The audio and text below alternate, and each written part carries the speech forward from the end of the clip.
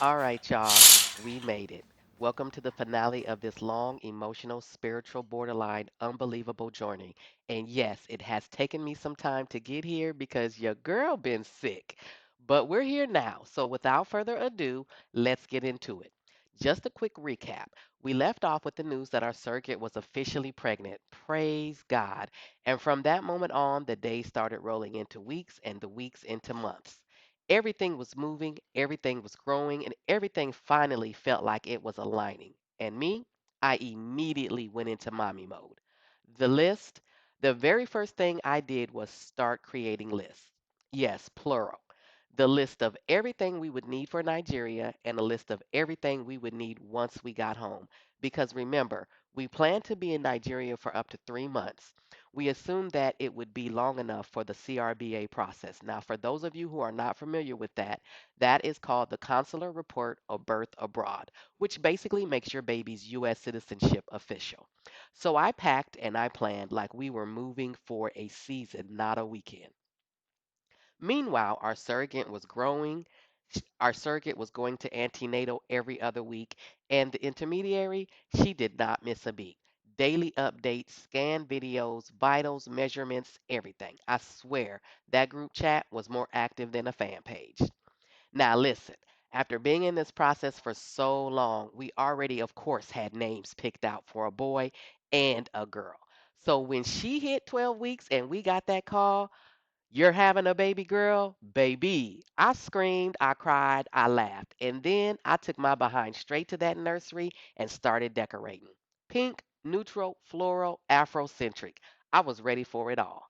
And let me just say that this for people who don't know. In Nigeria, kids collect names like Pokemon cards. Anyone that is close to the family can give a name. Aunties, uncles, elders, neighbors, people who show up for Christmas parties, so please keep that in mind for later in the story. Now, around October, I started on working on that CRBA paperwork because, baby, that application, child, long, tedious, detailed, like applying for college and a passport and a mortgage all at the same time.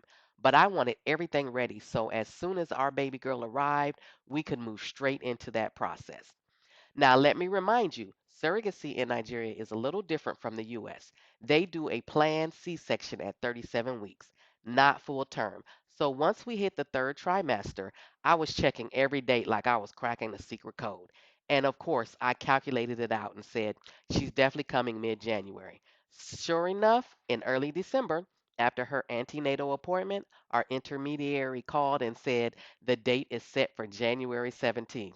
Baby, the joy that hit my body, I was shaking this whole journey, and now we had a date. My husband and I, we booked our airline tickets immediately. And y'all, on January 14th, my husband and I boarded our flights to Nigeria. Now, listen, we've made this trip many times, but this time it just felt different. There was an anticipation, a heaviness, a sacredness, like we were flying toward the moment God had been preparing us for years. Now, we spent those first couple of days just seeing family, finalizing the details at the hospital, meeting with the doctors and the staff, making sure everything was in place. And every minute felt slow and fast at the same time. Okay, y'all. So now it is the morning of January 17th.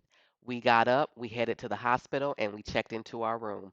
My husband and I sat there together, waiting, breathing, praying, smiling, nervous, excited, grateful. Y'all, this moment was so surreal. And then around 10 a.m., we heard a knock at the door, and we opened it, and on the other side stood our intermediary, holding our sweet, precious baby girl. Iyama, Iyama, Iyama, Elaine, Iyama, Ndidi, Ifanye, Iyama, Asa, Amaka, Iyama, Ufechuku, Omora, Iyama, Kaisen, Iyama, Adama, Victoria, Iyama, Dolores, Iyama, Amarachi, Ngozi Iyama, Chuku, Mary, Iyama, Ire, and Kanya. Iyama. Yes, y'all, my baby girl has No, 17 names. And we actually I cut it love off you. at 17 because she was born on the 17th. Because if not, She she look might have had just a like whole me. chapter in the baby name book.